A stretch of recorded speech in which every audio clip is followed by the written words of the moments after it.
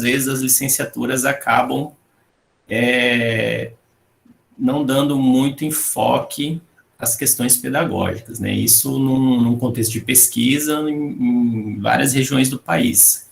Situação que já há alguns anos, né, talvez até mais de uma década, já vem se alterando por conta das demandas, da necessidade de professores, não só de química, mas de outras áreas também, de ciências, de física, de biologia, da necessidade de ter um olhar para as práticas nas escolas, né? Não prática de laboratório, mas a prática em si relacionada à docência. Professor, desculpe interromper. Quando...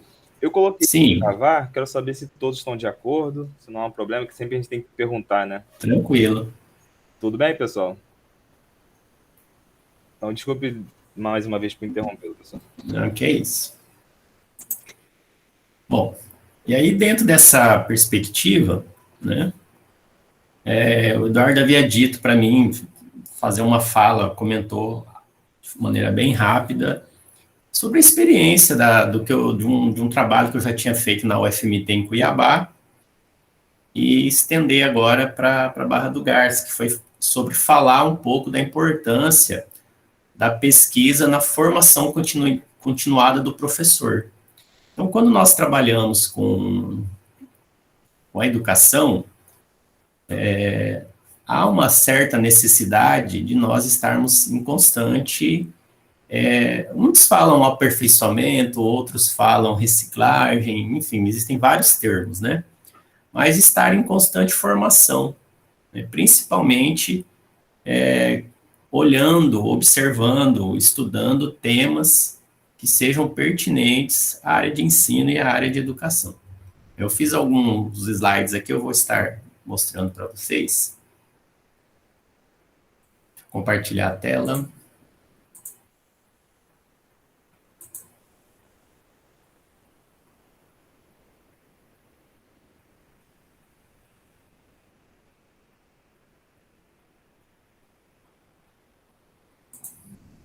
Aparece, né, para todo mundo? Sim, perfeito, professor. Ótimo, então. Então, o convite feito pelo Daniel, pelo professor Eduardo, pelo professor Daniel. Aí eu trouxe um tema, pesquisa como processo de formação continuada, contribuições para a prática docente. É mais uma conversa, eu não fiquei preso a referenciais teóricos, a nomes da área que trazem sobre esse assunto, que abordam esse assunto em pesquisa, mas em alguns momentos eu trago um ou outro autor para conversar com a gente.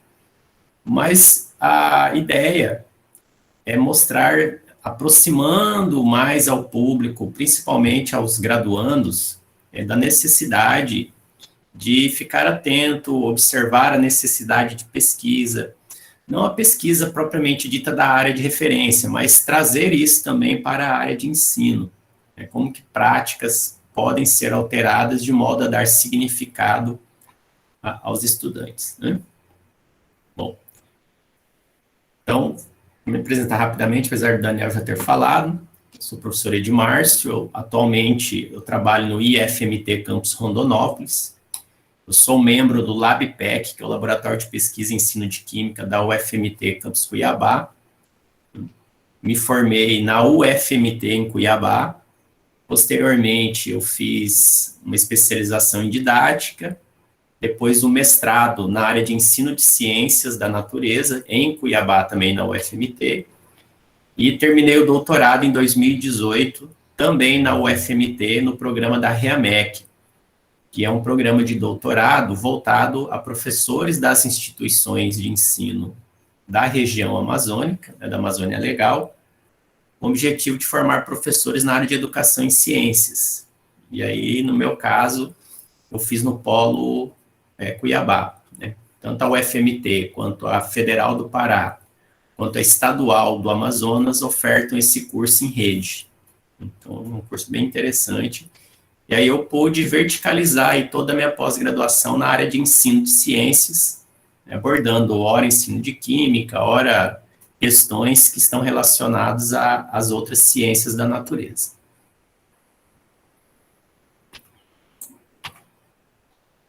Então, inicialmente, eu trago aqui algumas reflexões, né, para começar a conversa. Então, na graduação, às vezes, o aluno ele não tem contato, por exemplo, com a iniciação científica ou com o PIBID. Isso contextualizando numa graduação em licenciatura, certo?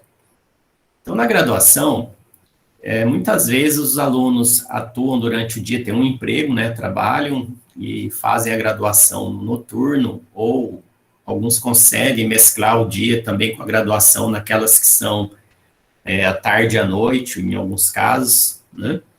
E aí isso dificulta um pouco o contato com práticas que sejam relacionadas à pesquisa, que por vezes ocorrem na graduação por meio de projetos de iniciação científica e também pelo PIBID. Apesar do PIBID não ser um programa especificamente de pesquisa, nas suas diretrizes também ocorre o desenvolvimento de pesquisas, tanto de projetos, quanto de depois algo que vire cursos de extensão, né, para levar para o restante da comunidade. Então, durante a graduação, trazendo agora para a minha realidade, eu não pude participar de maneira ativa em situações de pesquisa por conta do trabalho, né? Naquela época, não existia, por exemplo, o PIBID. Então, havia projetos que envolviam alunos de iniciação científica num contexto financeiro bastante pobre, vamos dizer assim, porque eram pouquíssimas as possibilidades de bolsa de iniciação científica na época. E eram bolsas voltadas às pesquisas da área de referência. Então, praticamente não havia incentivo para pesquisas na área de ensino propriamente dito. Apesar de que, na época, né, já existia a área de ensino na UFMT, já tinha os professores que faziam as pesquisas, tinha, às vezes, um projeto ou outro que conseguia trazer recursos para alunos de iniciação científica na licenciatura, porém, o PIBID foi um grande divisor aí, anos depois, né? Então, muitas vezes, na graduação a gente não consegue trabalhar dessa forma, porém existe a possibilidade do engajamento de uma pós-graduação, no sentido de dar essa formação continuada quando se trata de pesquisa na área de ensino de química. Então, hoje, todas as redes de educação, tanto municipal, estadual ou federal, existem ou exigem, né, que os professores realizem formações continuadas. Muitas vezes cursos rápidos, cursos de extensão que acabam sendo aproveitados, porém, aqui eu vou me ater aos cursos de pós-graduação, mestrado, doutorado, que são formas do professor permanecer se formando continuamente numa conjuntura de pesquisa com questões que vão além, por exemplo, das formações que as instituições dão. Por exemplo, no IFMT nós temos a formação continuada promovida por nós mesmos para o próprio público, mas a título de complementação ou questões de carga horária, até porque a documentação oficial prevê que as instituições devem fazer esse papel também, né? E aqui, né, eu vou um pouquinho além, no caso aqui da pós-graduação. E aí eu vou falar um pouquinho da importância da pesquisa na formação continuada. Importante destacar que eu coloco aqui, o professor, ele necessita, isso é da natureza do trabalho do docente, ele necessita estar em constante aprofundamento daquilo que é sua praxis. Tanto a pesquisa na área de educação, na área de ensino, quanto a leitura, o estudo da área de referência são questões que estão relacionadas. Elas não podem ficar distanciadas uma das outras, né? É porque a atividade fim nossa, como professores, é ensinar essa ciência na educação básica. Então, para ensinar esta ciência na educação básica, nós temos que ter o domínio do conteúdo, da área de referência, mas também nós temos que ter um outro domínio que é o pedagógico, de como trabalhar isso de maneira apropriada ao público que nós temos, e não ser apenas uma reprodução, né, que muitas vezes ocorre, do que já vem pronto no livro didático, né? Então, nesse contexto, né, há um vínculo com o LabPEC, que se inicia no mestrado. Então, como eu disse agora há pouco, na graduação não houve essa aproximação com a pesquisa. Quando eu falo pesquisa, eu destaco que não é aquela pesquisa de disciplina, quando a gente está estudando, por exemplo, química orgânica, e o professor passa uma atividade de pesquisa de forma genérica, tá, pessoal? Para o aluno pesquisar o que é um enantiômero ou o que é uma função orgânica, não é nesse sentido. É a pesquisa no sentido seu de ter um problema, né, buscar formas de resolver esse problema, desenvolver um projeto, enfim, toda aquela situação que muitas vezes a gente tem que apresentar, por exemplo, num TCC ou num relatório final de curso.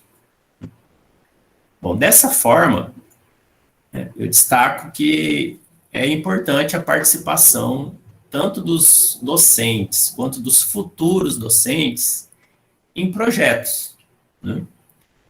Há situações, por exemplo, em que nos mestrados e nos doutorados, às vezes há uma troca de experiências de alunos que são da graduação, que acabam participando ou como voluntário ou como bolsista de algum projeto, né, nos projetos que são específicos do mestrado e doutorado. Então, existe essa possibilidade também.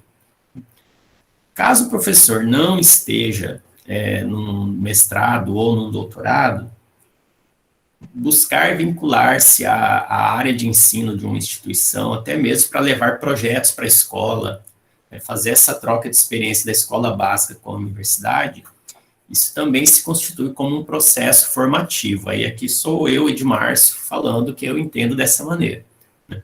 Todas as relações que nós temos, escola básica, instituição de nível superior, por feiras de ciência, por projetos de extensão, por projetos de pesquisa, são momentos de formação contínua, né?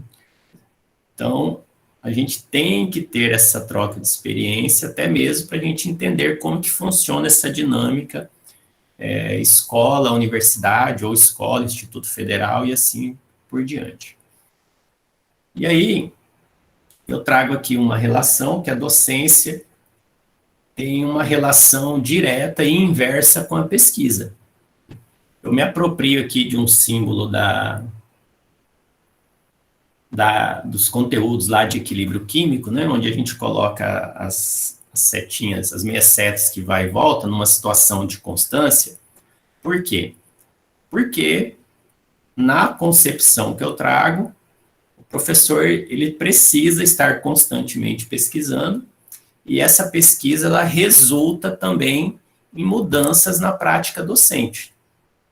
Então, não é a pesquisa só no sentido de fazer um mestrado ou um doutorado, mas uma pesquisa de coisas que sejam do cotidiano do público que você atende.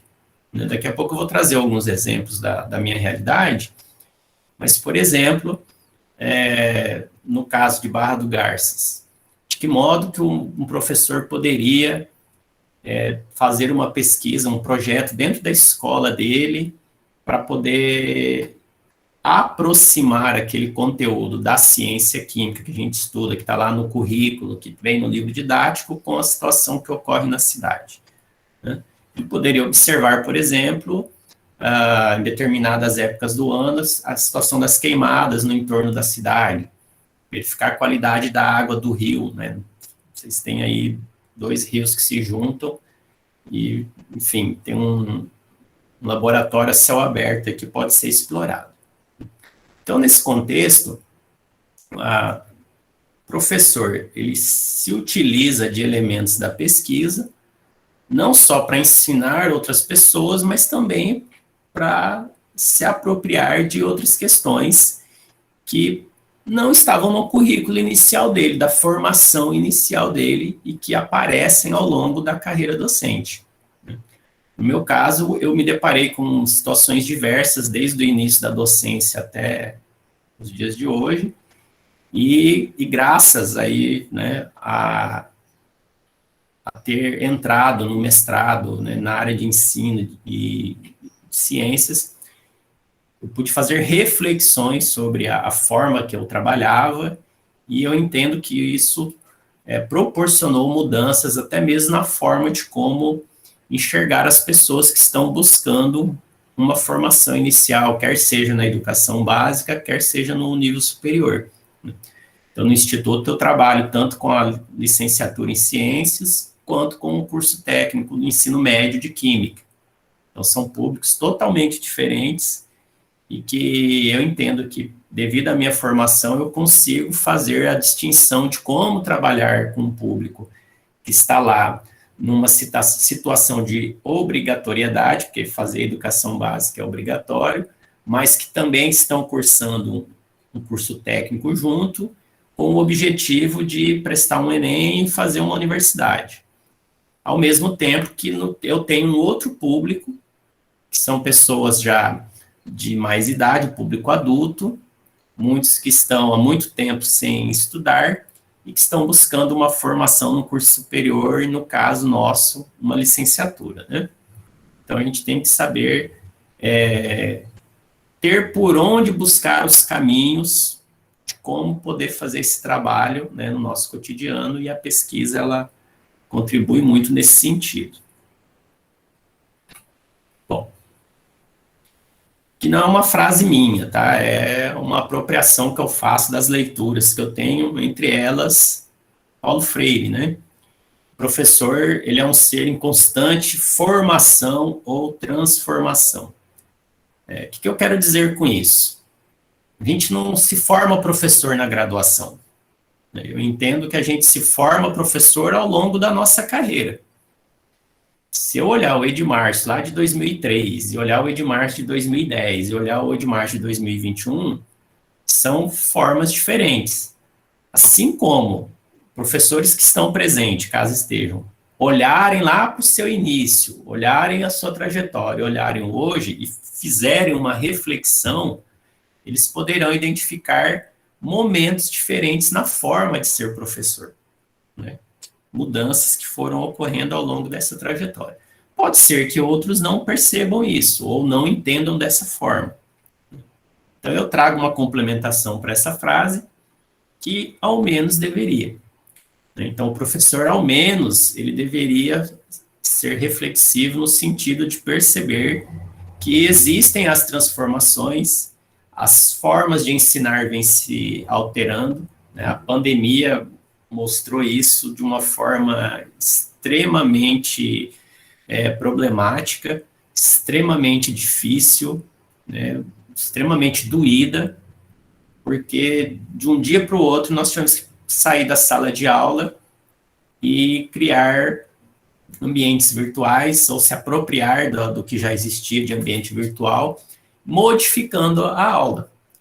E aí imaginem vocês numa situação de curso de Química, no caso de vocês, a licenciatura em Química, no meu caso, curso técnico em Química, que são cursos que necessitam de aulas práticas, que precisam de aulas práticas, né? Não só para comprovar teorias já postas, mas, de repente, para mostrar para o aluno que ele tem que fazer uma investigação, ele tem que fazer um estudo, ele tem que levantar hipóteses, ele tem que observar o fenômeno e ter conclusões a respeito desse fenômeno. Então, isso implica na constante busca por uma formação continuada, em alterar a forma, aquela aula que você já estava habituado a trabalhar, para essa necessidade atual. Então, de uma forma bem doída, a pandemia, ela mostra isso para a gente, a necessidade da gente refletir, permanecer em formação ou transformações constantes. Então, nós temos aí nesse processo a formação inicial, que muitas vezes a gente termina a faculdade, eu me vejo dessa forma, né, terminar a faculdade ou a graduação achando que sabe muita coisa, né? E quando você vai para a prática te mostra outra realidade. A prática te mostra que, às vezes, aquilo que você lê e entende, da forma que está lá no livro, ou da forma que você foi ensinado, na prática, de passar isso para outra pessoa, para os alunos, para ensiná-los, ocorre de forma muito diferente. Você tem que olhar para a linguagem que você está usando, para o tipo de texto que você está trabalhando, né? Você tem que conhecer o público que você está lidando. E aí, todo esse processo, ele vem, né, na formação inicial, cursos que você pode estar fazendo durante a graduação ou depois da graduação, né, que aí já vem uma formação do tipo continuada. E aí eu destaco, né, no caso, curso de especialização, curso de mestrado, curso de doutorado. Na formação docente, tudo isso é importante, né? Principalmente porque aí eu tenho que trazer uma outra situação, né? É importante para que a gente continue em formação constante, para que a gente aprenda mais, para que nós possamos compreender que as metodologias elas podem ser aprimoradas ou mudadas, enfim, uma série de situações, mas nós temos que ver também que no caso do professor, né, essa realidade aqui de formação continuada, de pós-graduação, ela implica numa questão financeira, correto? Então, quando a gente faz uma especialização, faz um mestrado, faz um doutorado, minha fala é muito no sentido da gente crescer como profissional. Porém, eu não posso deixar de lado também a questão financeira, porque a docência, né, como tantas outras ocupações, aquilo que a pessoa tem como acúmulo de cursos, de conteúdo, de formação, isso reflete muitas vezes também num ganho financeiro diferente. Então, a gente não pode deixar isso de lado.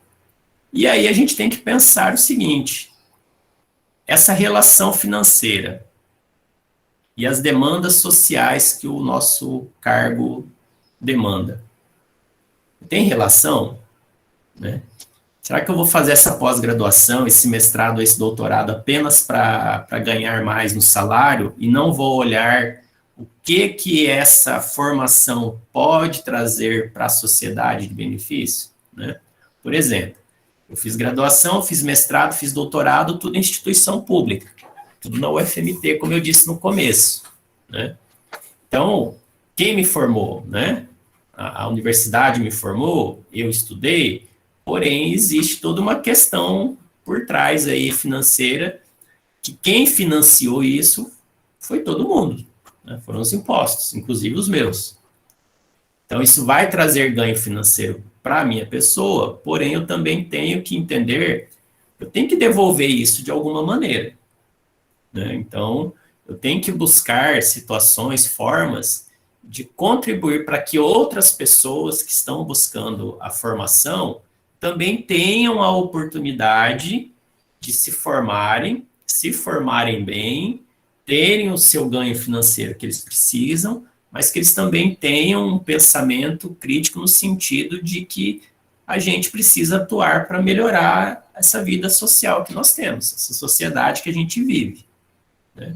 Então, se a gente ficar preso somente naquele conhecimento específico da área, se a gente ficar preso somente em ter a formação, para a gente ter um retorno financeiro, e a gente não olhar o restante que está ao nosso lado, nós estaremos aí condenados a viver numa sociedade que vai ser cada vez mais injusta. Né? Então a gente tem que buscar mudar essa realidade, que não é só bom para a sociedade, mas é bom para a gente também. Né? A gente vê numa sociedade mais segura, uma sociedade que você pode sair à noite na rua e não saber que não corre o risco de ser assaltado, de você poder ter o teu salário no fim do mês e poder ir no mercado e fazer a compra que você precise, que você quer, né, e não apenas ser uma maneira de sobreviver, Isso é muito importante, né? Isso reflete em outras situações aí do país. Bom, e aí eu reforço, né? A gente tem que passar por essas etapas ou nós temos que formar-se, né? Se formar, né? A gente tem que fazer os dois. Nós temos que passar por essas etapas e nós temos que também ficar atento à formação, não no sentido estrito do que a área específica fala ou do que a área de educação fala, mas vivenciar isso, trazer essas metodologias que a gente tanto estuda, tanto aprende, para a nossa prática cotidiana, né? Tem um ex-professor aqui de Rondonópolis que ele falava assim, e era uma realidade, e ainda muitas vezes se repete, né? Os alunos do ensino médio, muitas vezes eles passam pela escola, mas eles não se formam, eles passam. Por quê? Porque ele falava isso, né? Esse professor de matemática, inclusive.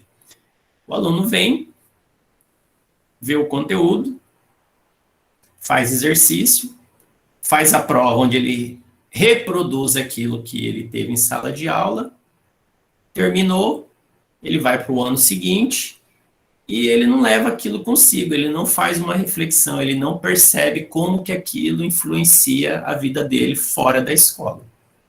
Então é nesse sentido do formar-se, né? Não apenas passar, cumprir uma etapa. E no ensino médio, a gente tem uma outra situação, que são aqueles alunos que lá estão por conta da obrigatoriedade, né? Alunos que, na pandemia, por exemplo, como não havia a obrigação de assistir a aula online, mesmo aqueles que a escola buscou, levou equipamento, custeou a internet, também não se sentiram obrigados e foi meio que largando de lado, né? E agora, com a retomada das aulas presenciais, muitos estão tendo uma dificuldade tremenda, porque vão querer agora recuperar em um mês aquilo que ficou 1 ano e quase 2 anos aí para trás, em termos de ensino, né? Então, a gente precisa ter o envolvimento dos indivíduos, não só dos alunos, mas também dos professores. No caso da graduação, eu entendo que é essencial que os professores incentivem os acadêmicos, os licenciandos principalmente, a permanecer em formação, né, a buscar mais, a ler mais, né? A leitura é extremamente importante para a gente poder conseguir escrever bem. Nós temos aí situações que chegam a ser tristes, de pessoas que têm pouca leitura, têm pouca escrita e estão tentando se formar num curso superior, mas sem ter o domínio mínimo necessário da linguagem mãe, né, do português, né? Bom, então, a importância da pesquisa na formação do professor, né? Eu destaco do professor e não de professores. Então, existem várias iniciativas que buscam levar formação continuada para os professores. Então, de professores. Nesse caso, eu trago do professor, porque eu entendo que tem que ser uma ação da pessoa também, né? Dela não ficar simplesmente aguardando que outro faça por ele, ou que a instituição promova essa formação, porque muitas vezes quando uma instituição de ensino, e a pessoa está vinculada a ela, promove uma formação, essa formação nem sempre atende aquilo que o professor precisa, né? Daí a ideia do professor estar vigilante quanto ao seu processo formativo, a ele entender que ele é um ser que está em formação constante, né? Que ele precisa buscar isso também. O caminho é difícil às vezes, muitas vezes, talvez na maioria das vezes seja um caminho complicado, né? Professores às vezes querem fazer um mestrado ou um doutorado, mas esbarram em situações burocráticas, esbarram na quantidade de vagas que são ofertadas, né? O Brasil teve uma crescente em ofertas de vagas de pós-graduação, que agora vem decaindo e muito, né, com a redução de recursos. Cursos que estavam previstos para abrir não abriram, né? Então, uma série de situações aí que ocorrem. Cursos que não têm apoio financeiro da CAPES para poder funcionarem, mas estão funcionando graças à vontade e à briga de professores que mantêm a luta em relação a isso, né? Bom, e aí, nesse caso, eu coloco ali que é conhecida a dedicação à pesquisa nas áreas de referência, né? Por quê? Isso contextualizando na minha realidade, né? De todos os professores de química que eu conheci no instituto, depois que eu entrei no instituto, que trabalharam comigo aqui, eu digo todos porque muitos vieram, depois pediram transferência, pediram redistribuição. Então, passamos aí vários colegas aí nesse sentido. Um, que era licenciado, tinha pós na área de ensino. Todos os demais ou faziam ou tinham feito pós-graduação nas áreas de referência, né? Mesmo sendo licenciados em Química. E alguns desses, muitos licenciados pela UFMT. Fizeram a licenciatura na própria Universidade Federal de Mato Grosso, mas que não se identificavam ou não optaram por fazer um mestrado ou um doutorado na área de ensino ou na área de educação, né? Por que será que isso ocorre, né? Há vários trabalhos que indicam que a nossa formação inicial, isso tem mudado, tá, gente? Mas há várias pesquisas que mostram o caráter bacharelesco das licenciaturas. Muitas vezes uma licenciatura, ela funciona junto com um bacharel, os dois cursos caminham juntos, né, principalmente nas disciplinas da área de referência, e aí tem aqueles momentos nos quais quem é licenciatura faz a disciplina específica, quem é bacharel faz o específico. Esse foi o tipo de formação que eu tive. Eu tive todas as disciplinas da área de referência junto com os bacharéis. Depois, muitos desses bacharéis viraram professores, né? E aí tiveram que se virar de fazer complementação pedagógica ou fazer a licenciatura depois. Então, por que isso ocorre, né? Isso está na própria estrutura das instituições, que muitas vezes necessita, tem, né, não dá para ser diferente, usar a mesma estrutura de um curso que é bacharel também para formar professores. E os professores que atuam nos dois cursos. É complicado fazer essa transposição, né, de uma situação que é específica da área de referência com situações que são da educação, que traz muita coisa da humanas. Porém, é um trabalho que tem que ser feito, né, e vem sendo feito no Brasil já há muito tempo. Há vários exemplos de instituições que conseguem dar essa cara de licenciatura mesmo para o curso. Há exemplos que funcionam muitas vezes como um bacharel disfarçado, né? Trabalhos indicam isso. Tem um trabalho do professor Ghosh, da UNB, que mostra isso, né? De forma bem minuciosa, né? Como que esses cursos fazem isso. Aí tem um trabalho mais recente, aí já tem relação com a minha pós-graduação, com o meu doutorado, que foi investigado sobre o uso das tecnologias nos cursos de licenciatura. A minha tese foi sobre o livro didático digital, mas aí uma das referências que eu encontrei, um dos artigos, era um trabalho que estudou várias licenciaturas da área de ciências da natureza, química, biologia, né, numa universidade em São Paulo, e a ideia, o objetivo deles era identificar como que as tecnologias digitais eram trabalhadas na formação docente, né?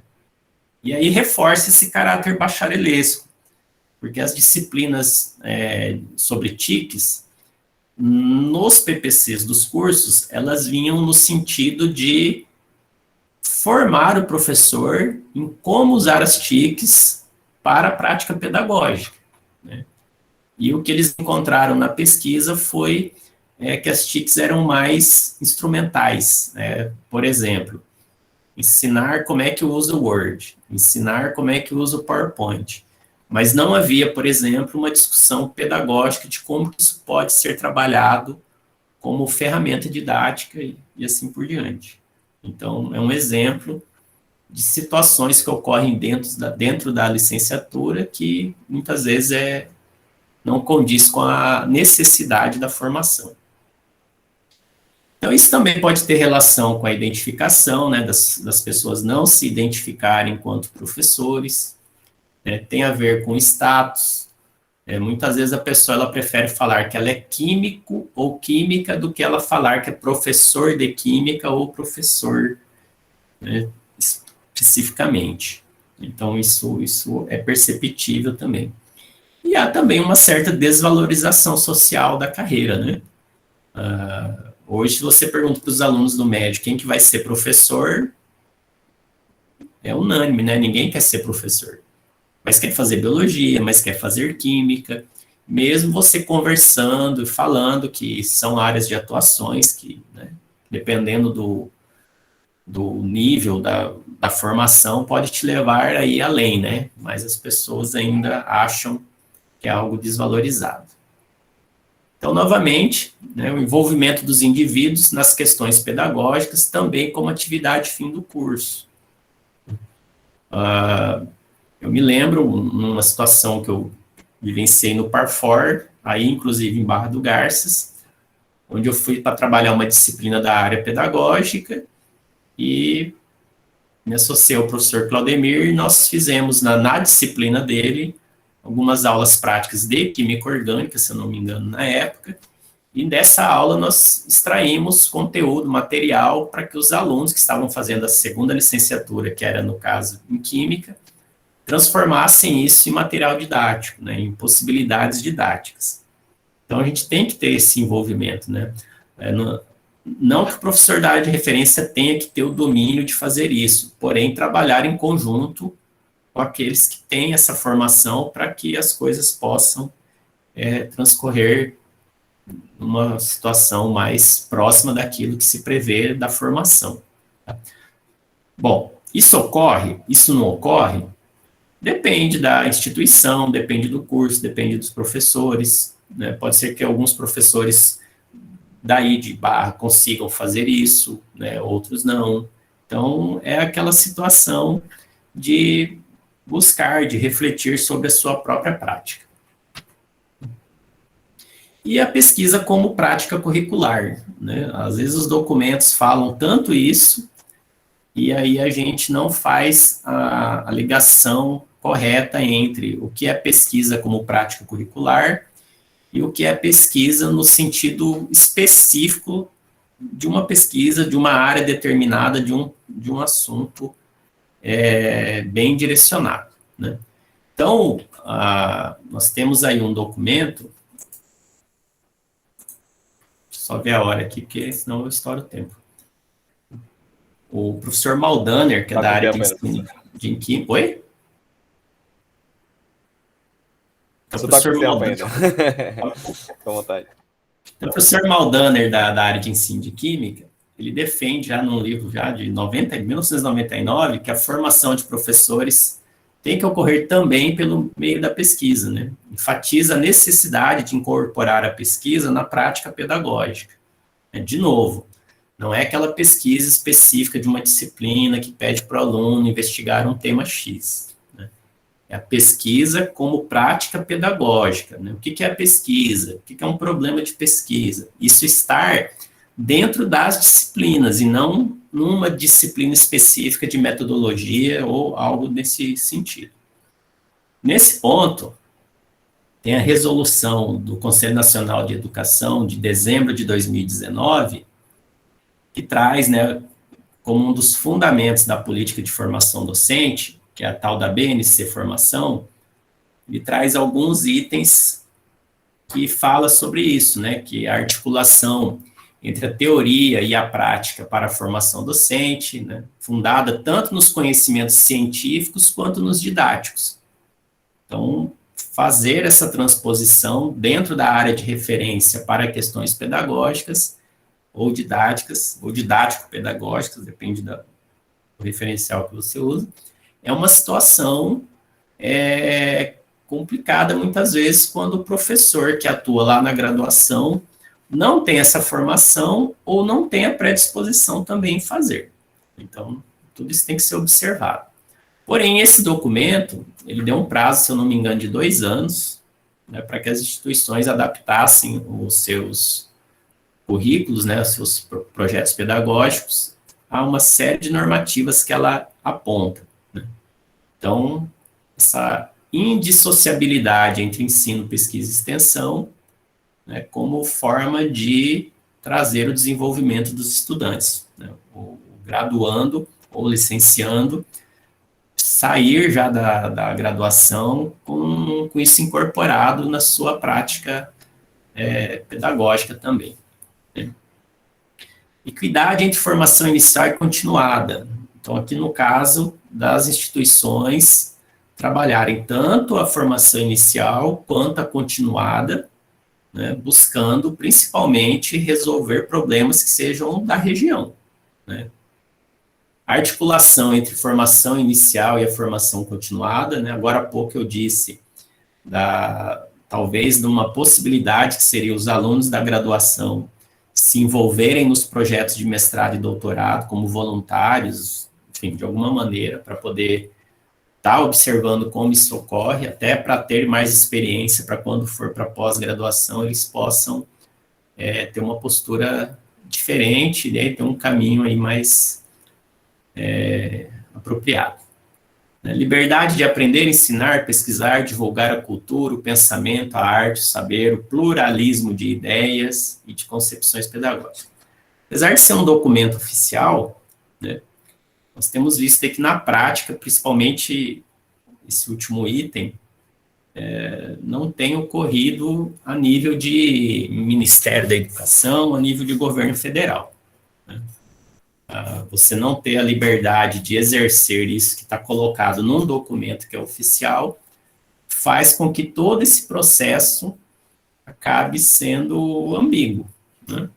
Porque está no papel, as instituições têm que pôr isso em prática, porém você não tem o apoio da autarquia que deveria fazer isso, do ministério, dos órgãos que deveriam fazer isso, para que isso realmente se concretize. Bom, então, novamente, a indissociabilidade entre docência e pesquisa, num processo de complementação, de transformação, né, mão dupla e constante. Então, a pesquisa em ensino ou educação, ela permite a revisão, reflexão sobre nossa prática. Então, ao longo dos anos, parando e pensando sobre isso, eu percebi que muita coisa poderia ser melhorada, alterada por conta dessas questões. Então, na possibilidade de fazer na formação inicial, até por questões de amadurecimento pessoal e acadêmico, a formação continuada é uma nova perspectiva para assumirmos o protagonismo sobre os problemas que pairam sobre o contexto educacional, inclusive em questionar os documentos oficiais. Então, muitas vezes, na formação inicial, nós não temos ainda um grau de maturidade suficiente para compreender qual é a importância de se estudar os documentos oficiais, né? Provavelmente vocês têm, ou tiveram, ou já vão fazer uma disciplina que é relacionada à estruturação da educação básica, ou estruturação do ensino brasileiro. Vai trazer as leis, vai trazer como que é dividido, né, como que tem que ocorrer. A maioria das pessoas não tem, vou usar paciência para não falar outro termo, para estudar isso mesmo e compreender isso, né? Talvez, muitas vezes, por falta de maturidade. Algo que na pós-graduação começa, talvez, a mudar, né? A necessidade de você fazer a ligação das coisas, né? Por exemplo, num mestrado ou num doutorado em educação, você vai pesquisar livro didático, né? Mas por que você vai pesquisar o livro didático? O que fundamenta a produção de um livro didático? Como é que esses livros foram introduzidos no Brasil? Né? Como que eles foram sendo transformados ao longo dos anos? Então, tudo isso, para ser compreendido, a gente tem que ir lá nos documentos oficiais, entender quem que escreveu, qual era o governo, qual era a situação econômica do país.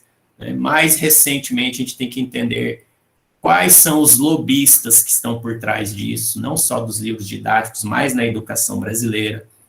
Nós temos um punhado aí enorme de empresários da educação que estão por trás de diversas atividades relacionadas à política educacional brasileira. Isso não é de agora, isso já vem de mais de uma década, né? Influenciando aí a construção desses textos. Então, esse é um processo que a gente vai adquirindo aí durante a formação, né? Não só inicial, mas também na continuada. Então, parafraseando Paulo Freire, né, que eu já tinha dito lá no início alguma coisa, é da natureza docente a formação permanente, indagar, buscar e pesquisar. Temos que nos assumir como professores pesquisadores. Então, não é o professor pesquisador no sentido de ir para o laboratório e descobrir uma molécula nova, mas ser um professor pesquisador da realidade que a gente vive, né? Por que que o rio está tão poluído da maneira que está? Por que que está diminuindo a quantidade de chuva? Por que que estamos tendo problemas de seca com maior frequência? Então, buscar isso por meio da pesquisa. Bom, então, nesse processo, né, é que eu faço uma classificação da minha pessoa. Eu me via lá na graduação, isso refletindo depois sobre isso, né, extremamente positivista, né, conteudista, que eu ia lá, trabalhava o conteúdo, o aluno tinha que copiar, fazer o exercício e tirar nota na prova. Então, isso foi durante um bom tempo. A formação continuada permitiu eu ver outras realidades. Eu poderia continuar sendo positivista, conteudista tradicional, como eu poderia olhar outras formas de trabalhar isso, ter significado no que eu estava fazendo e dar significado para as pessoas naquilo que a gente ensina. Conseguir fazer isso hoje, atualmente? Não sei, né? Mas eu sei que não é igual era há vários anos atrás, né? Então, por exemplo, ensinar o aluno da disciplina técnica, porém trabalhando com projetos, né? Para ele investigar como ele pode resolver um problema que é da área técnica, mas usando a pesquisa, né? Ele tem que ler o que já foi feito a respeito, como que ele vai propor uma solução para isso. Então, buscar meios para que a gente entenda que a química sozinha, ela não resolve os problemas.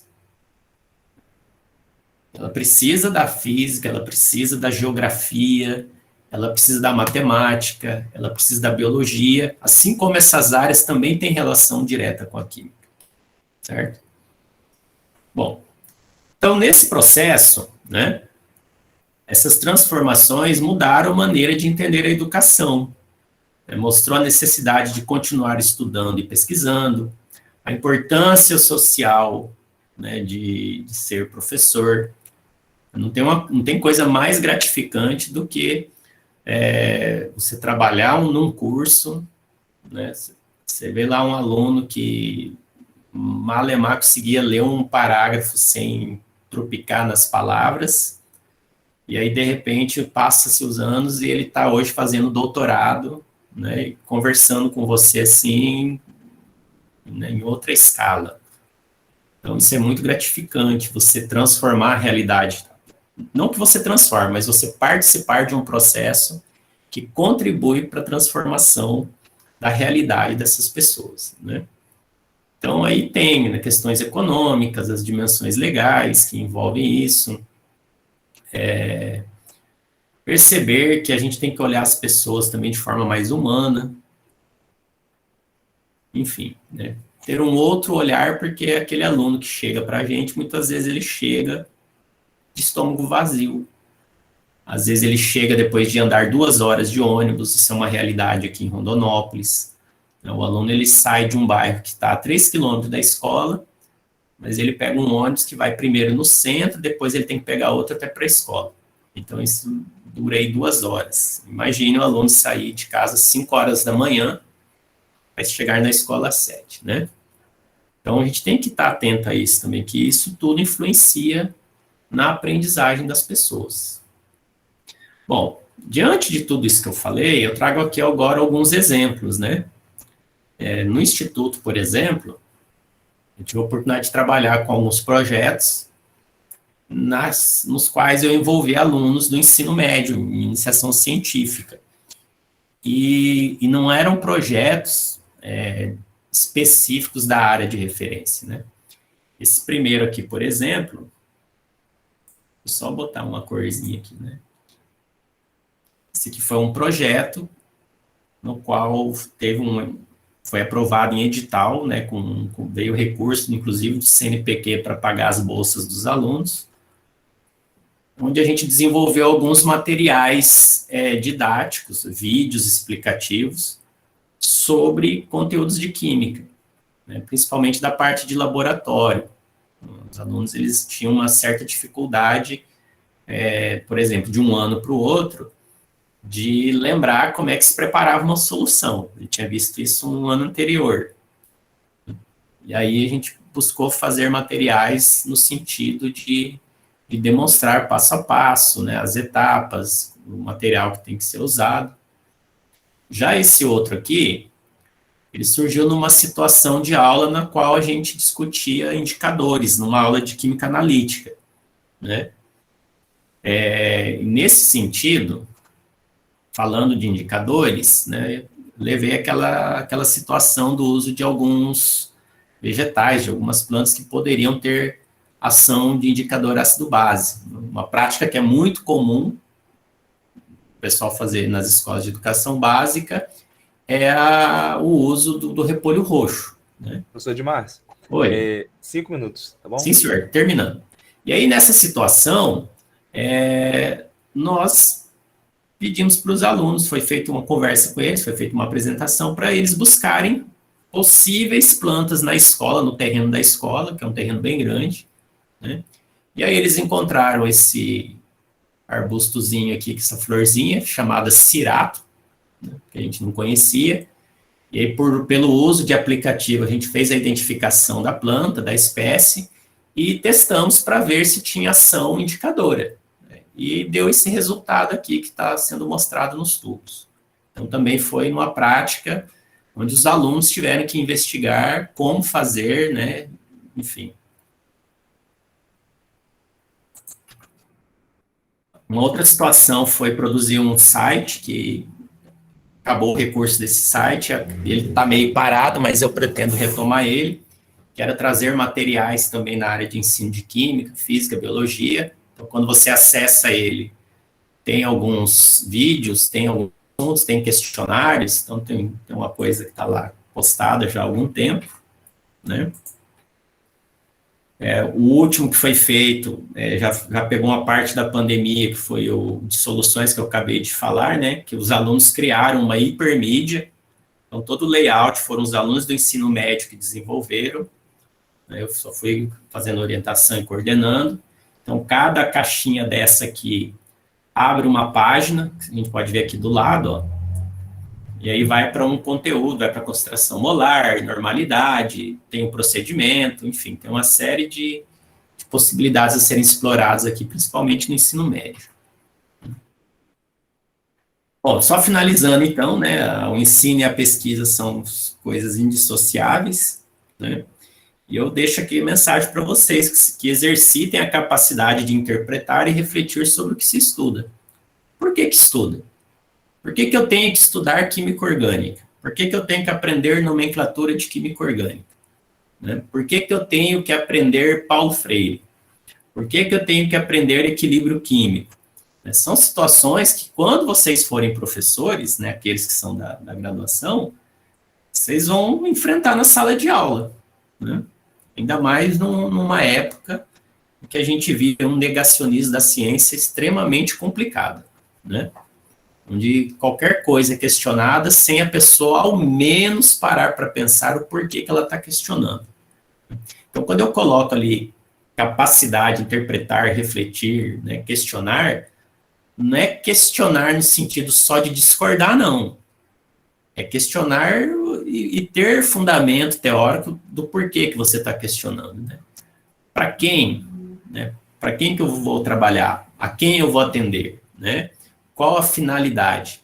Então, são situações que no cotidiano da educação básica, elas são extremamente pertinentes. Até porque esses alunos depois podem chegar na universidade, né, com uma cabeça muito melhor em termos de pensamento crítico e de saber se posicionar, saber questionar, do que a minha geração foi ou outras gerações foram, né? Muitos que foram para a universidade apenas para absorver, vamos dizer assim, um conteúdo e se formar em alguma coisa. Obrigado pela atenção, deixo aqui o meu contato, né? Deixo aqui o símbolo da UFMT, porque é a instituição que eu me formei na graduação, no mestrado, no doutorado. Sou muito grato à instituição, aos professores. Ao IFMT, que eu fui aluno quando era escola técnica ainda, lá na década de 90, e hoje eu sou professor nessa instituição. Ao GPEC, que é um grupo de estudo, pesquisa em educação e ciências aqui de Rondonópolis, que a gente está engatinhando ainda. E o LabPEC, que é lá de Cuiabá, na qual eu ainda sou membro, né? Principalmente a professora Irene, que gerencia o grupo. E obrigado a todos, e fico à disposição. Bem, professor Edmárcio, muito obrigado por essa palestra. Se foi proveitoso para mim, eu tenho certeza que foi para todo mundo que está aqui presente, não só para aqueles que estão na área de ensino de Química, mas principalmente para aqueles que estão fazendo cursos de licenciatura. Então, realmente, quando a gente tem que aproveitar esse universo, essas possibilidades que nós temos na graduação para fazer pesquisa na área de ensino, aplicar, a gente não esquecer que essa formação dos professores, a gente está formando muitos professores para atuarem nessas áreas de ensino médio, enfim, pegar todo esse pessoal que ainda não entrou. Então, a gente tem que pensar na faculdade, mas também na extensão, pensar também na aplicação de uma didática que seja mais motivadora, que atrai a atenção do aluno para a aula, para o ensino também, porque quando o aluno participa ativamente do ensino, são outros 500, então quando você fala de atividade, eu já imagino um aluno participando ativamente, e não só daquele modelo bancário que ele está absorvendo, aquele conhecimento sem uma participação ativa. Então, muito obrigado, foi muito bom para mim. Infelizmente, não temos muito tempo para perguntas, tá? Eu não quis interromper antes, porque eu queria aproveitar o máximo. Porque às vezes a gente começa a falar e o tempo voa e a gente não percebe. Mas eu agradeço muito a sua participação. Quem tiver alguma dúvida, pode entrar em contato diretamente com o professor Edmárcio. Tá? Eu vou, depois essa palestra está sendo gravada, eu vou divulgar posteriormente. Professor, mais uma vez, muito obrigado. E dando continuidade agora ao nosso evento, tem as apresentações lá no YouTube, então vocês vão ser direcionados diretamente às apresentações. Tem muita coisa boa, são ao todo 18 trabalhos apresentados e já disponibilizados lá. Sim, professor. Só fazer um agradecimento também ao Claudemir. O Claudemir, quando eu era técnico em Química ainda, eu tive a oportunidade de trabalhar com ele na Unic, né, e foi um grande incentivador para que eu me tornasse professor. Então, muito bacana. O Claudemir, eu tenho que sempre agradecer ele também, porque quando eu entrei, ele tem sido um dos motivadores também, até essa semana virtual. Eu acho que se não fosse o incentivo do Claudemir, da Eliângela, da professora Joyce, acho que nem teria saído. Tá? Vale muito a pena mesmo esse agradecimento. Professor, obrigado, gente. Até mais. Agora vamos para as apresentações. Até. Obrigado.